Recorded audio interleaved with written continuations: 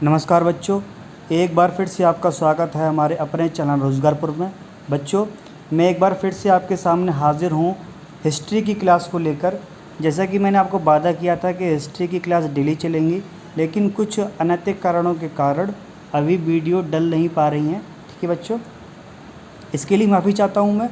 बाकी की आपकी सारी क्लास जल्दी से जल्द स्टार्ट कर दी जाएंगी। तो बढ़ते हैं अपने लेक्चर की तरफ। आज का लेक्चर हमारा सिंधु घाटी सभ्यता, इंडस वैली सिविलाइजेशन। बच्चों, इसके बारे में थोड़ा जानेंगे। जो अब अगर हम पुरानी बात करें तो सिंधु घाटी जो सभ्यता थी वो 20वीं सदी के यानी 20वीं सेंचुरी के द्वितीय शतक 20वीं सदी के द्वितीय दशक तक इसके बारे में कोई जानता ही नहीं था। ये एक गुमनाम सभ्यता हुआ करती थी। ठीक है, अगर सिकंदर के आक्रमण के पहले की बात करूं, तो भारत में कोई सभ्यता एग्जिस्ट ही नहीं करती थी। 20वीं सदी के तृतीय दशक में 20 सेंचुरी के तृतीय शतक में, ध्यान रखना भैया, 20वीं सदी के तृतीय दशक में दो पुरातत्व शास्त्री ने दयाराम साहनी और राखलदास, क्या बच्चों, राखलदास, दयाराम साहनी तथा राखलदास बनर्जी ने हड़प्पा तथा मोहनजोदाड़ो के प्राचीन स्थलों से पुरावस्तुएं प्राप्त करके यह सिद्ध कर दिया था कि सिकंदर के आक्रमण से पहले भी एक सभ्यता एग्जिस्ट करती थी जिसका नाम है सिंधु घाटी सभ्यता। ठीक है बच्चों, जो अपने समकालीन सभ्यताओं में सबसे विकसित थी। क्या थी बच्चों? सबसे विकसित थी। कालांतर में जब सर जॉन मार्शल, माधव स्वरूप वत्स, के.एन. दीक्षित, अर्नेस्ट मेके, ऑरलस्टेइन, अमलानंद घोष, जे.पी. जोशी आदि कई विद्वानों ने उत्खनन करके महत्वपूर्ण सामग्रियां प्राप्त की। उत्खनन से प्राप्त जो अवशेष मिले थे हमको, उनके आधार पर पूरी सभ्यता को सिंधु घाटी सभ्यता कहा, अथवा इसके मुख्य स्थल हड़प्पा से प्राप्त हुए थे, इसीलिए इसका नाम हड़प्पा सभ्यता कहा गया। ठीक है बच्चों, आगे बढ़ते हैं, इसके बारे में थोड़ा और जानेंगे बच्चों। देखो, इसके अगर नामकरण की बात करूं बच्चों, अगर मैं इसके नामकरण की बात करूं, देखो नामकरण, सिंधु घाटी सभ्यता का जो क्षेत्र है वह अत्यंत क्या था, व्यापक था। जब स्टार्टिंग की बात करूं, हड़प्पा और मोहनजोदाड़ो की खुदाई से इस सभ्यता के थोड़े से प्रमाण मिले, अतः विद्वानों ने इसे सिंधु घाटी सभ्यता का नाम दे दिया, क्योंकि यह क्षेत्र सिंधु और उसकी सहायक नदियों के क्षेत्र में आते हैं। पर बाद में रोपड़, लोथल और कालीबंगा, बनावली, रंगपुर आदि क्षेत्रों में भी इस सभ्यता के अवशेष मिले, जो सिंधु और उसकी सहायक नदियों के क्षेत्र से बाहर थे। अतः इतिहासकार इस सभ्यता का जो प्रमुख केंद्र है वह हड़प्पा होने के कारण इस सभ्यता को हड़प्पा की सभ्यता नाम दिया गया और उसी को उचित माना। ठीक है बच्चों, आगे बढ़ते हैं अपने अगले लेक्चर में, अगले टॉपिक में, सॉरी। अब देखो, सिंधु घाटी का जो भौगोलिक विस्तार है वह क्या है। सिंधु घाटी का अगर मैं भौगोलिक की बात करूं मैं, तो देखो यह भौगोलिक विस्तार, उत्तरी सीमा जो हमारी लगती है वह जम्मू कश्मीर से लगती है। कहाँ से लगती है बच्चों? जम्मू कश्मीर, मांडा से।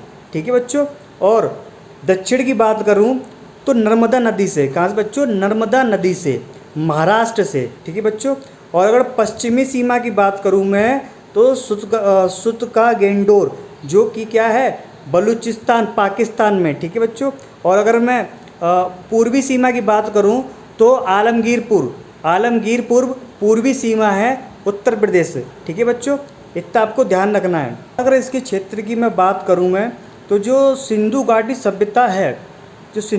सभ्यता है, वह उसका जो उद्भव है वह ताम्रपाषाण काल में भारत के पश्चिमी क्षेत्र में हुआ, और इसका जो विस्तार भारत के अलावा पाकिस्तान और अफगानिस्तान के कुछ क्षेत्र में भी था, जैसे कि इसमें दिखाया गया है। ठीक है बच्चों, आगे बढ़ते हैं।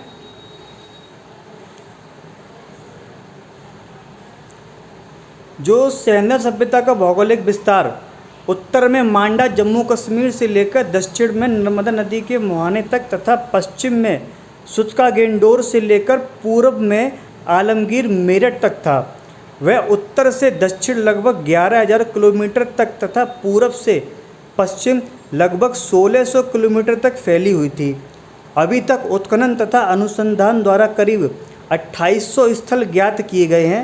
ठीक है बच्चों, कितने 2800 स्थल ज्ञात किए गए हैं। सिंधु घाटी सभ्यता अपने त्रिभुजाकार स्वरूप में थी, जिसका क्षेत्रफल लगभग 13 लाख वर्ग किलोमीटर था। कितना?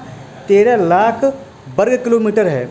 सर्वप्रथम की बात करूं तो सर्वप्रथम चार्ल्स मेसन ने 1826 ईस्वी में सैंधव सभ्यता का पता लगाया, जिसका सर्वप्रथम वर्णन उनके द्वारा 1842 में प्रकाशित पुस्तक में मिलता है। उसके बाद 1921 में भारतीय पुरातत्व सर्वेक्षण विभाग के तत्कालीन अध्यक्ष सर जॉन मार्शल के नेतृत्व में पुरातत्वविद दयाराम साहनी ने उत्खनन कर इसके प्रमुख नगर हड़प्पा का पता लगाया। आगे बढ़ते हैं। सर जॉन मार्शल के दिशा निर्देश में ही राखलदास बनर्जी द्वारा सिंधु घाटी सभ्यता के स्थल मोहनजोदड़ो की खोज 1922 में की गई। ठीक है बच्चों, रेडियो कार्बन जैसी नवीन विश्लेषण पद्धति के द्वारा हड़प्पा सभ्यता का काल निर्धारण 2500 ईसा पूर्व से 1750 ईसा पूर्व माना गया है। यह जो सभ्यता है वह 400 से 500 वर्षों तक विद्वान रही तथा 2200 ईसा पूर्व से 2000 ईसा पूर्व के मध्य तक यह अपनी परिपक्व अवस्था में थी। नवीन शोध के अनुसार यह सभ्यता लगभग 8000 साल पुरानी है। ठीक है बच्चों, सिंधु घाटी सभ्यता के निर्माताओं के निर्धारण का महत्वपूर्ण स्रोत उत्खनन से प्राप्त मानव कंकाल हैं। सबसे अधिक कंकाल मोहनजोदड़ो से प्राप्त हुए हैं।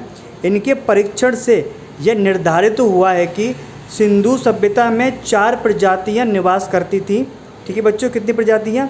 4 प्रजातियां निवास करती थी इसमें।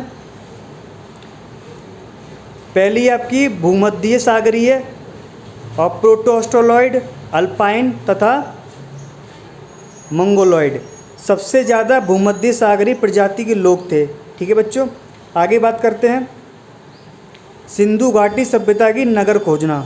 ठीक है बच्चों, सिंधु घाटी सभ्यता एक नगरीय सभ्यता थी, जिसका ज्ञान इसके पुरातात्विक अवशेषों तथा अनुसंधानों से होता है।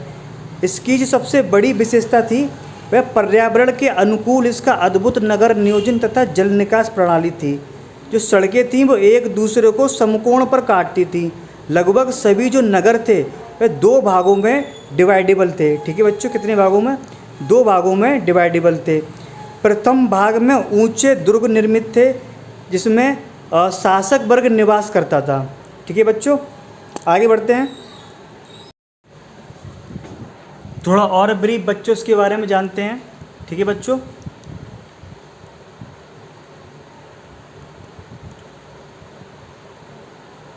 पहली चीज,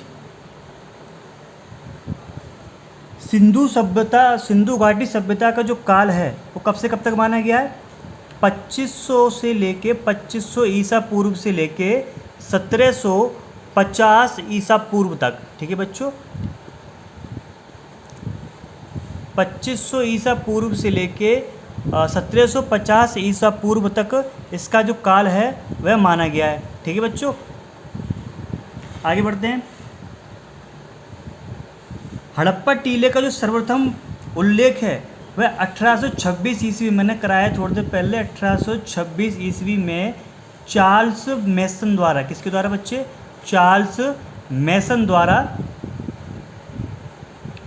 किया गया। ठीक है बच्चों, आगे बढ़ते हैं। सिंधु घाटी सभ्यता की जो खोज है वह दयाराम साहनी ने की थी। किसने? दयाराम साहनी ने। थोड़ी देर पहले ही मैंने करवाया है।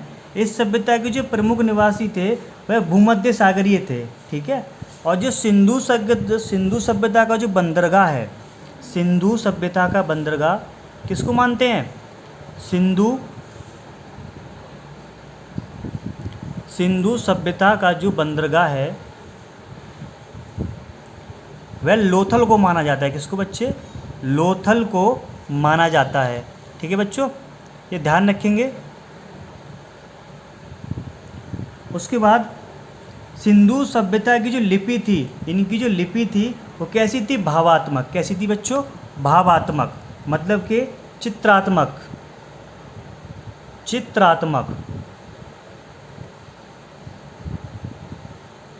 ठीक है बच्चों। उसके बाद अगर बात कर रहे हैं सिंधु सभ्यता में जो नगर तथा घर बनाने के लिए जिस पद्धति का यूज़ करते थे, मतलब कि घर तथा नगर बनाने के लिए, घर तथा नगर बनाने के लिए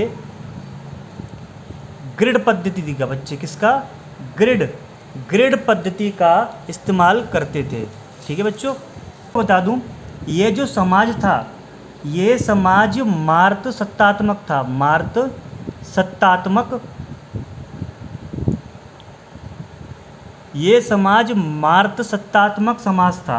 ठीक है बच्चों। और ये लोग मिठास के लिए शहद का प्रयोग करते थे।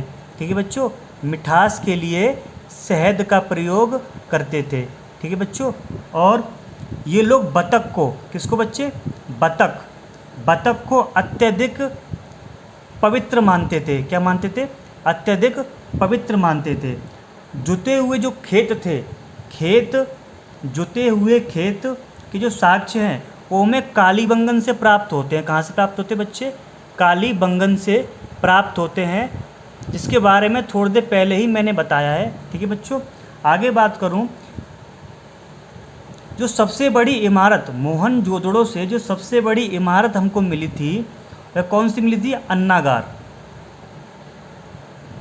अन्नागार सबसे बड़ी इमारत जो कि मोहनजोदड़ो से प्राप्त हुई थी। और मनके बनाने के कारखाने, मनके जो बनते थे, मनके बनाने के कारखाने लोथल और चन्हूदड़ो, क्या, लोथल और चन्हूदड़ो से प्राप्त होते हैं। ठीक है बच्चों। कहाँ से, लोथल और चन्हूदड़ो से प्राप्त होते हैं। ठीक है बच्चों। आगे बढ़ते हैं। और ये लोग एक सींग वाले पशु का चित्र, देखो इनकी जो मोहर थी उस पे एक सींग वाले पशु का चित्र देखने को मिलता है। और ये जो मोहर थी वो कैसी थी, स्टेलाइट धातु की बनी होती थी, स्टेलाइट धातु की मोहर थी ये। ठीक है बच्चों। और ये लोग, अगर पूजा की बात करूं तो ये मार्त देवी की पूजा करते थे। किसकी, मार्त देवी की पूजा करते थे। और पशुओं में ये लोग कुबड़ वाले सांड, जो कुबड़ सांड हुआ करते थे, कुबड़ वाले सांड की पूजा ये लोग करते थे। ठीक है बच्चों। आगे देखते हैं। ये लोग सूती, कैसे, सूती तथा ऊनी वस्त्रों का प्रयोग करते थे। ठीक है। और अगर खेल कूदने की बात करूं तो ये लोग, मनोरंजन की बात करूं तो मछली पकड़ना, ठीक है, शिकार करना,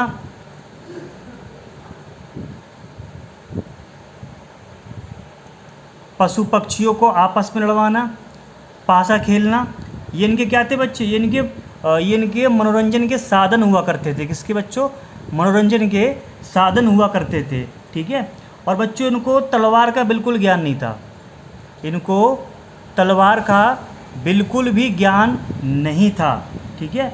और आग में पकी हुई मिट्टी को ये लोग टेरीकोटा कहते थे, टेरीकोटा। ठीक है बच्चों। पर्दा प्रथा तथा वैश्य प्रथा भी इसमें प्रचलित थी। कौन कौन सी प्रथाएं, एक पर्दा प्रथा और वैश्य प्रथा, ये इनके समय में प्रचलित थी। ठीक है बच्चों। आगे बढ़ते हैं। सिंधु सभ्यता के जो लोग थे वे लोग मिट्टी से बर्तन बनाया करते थे। किससे, मिट्टी से बर्तन बनाया करते थे। और उस पर काले रंग का डिजाइन, क्या, काले रंग का डिजाइन बनाते थे। ठीक। जो सिंधु घाटी सभ्यता का जो विनाश का कारण है, क्या, सिंधु घाटी सभ्यता के जो विनाश के कारण है, ये किसको मानते हैं, ये लोग बाढ़ को मानते हैं। किसको, बाढ़ को मानते हैं। ठीक है बच्चों। अभी के लिए इतना ही, मिलते हैं कल कुछ नई वीडियो के साथ।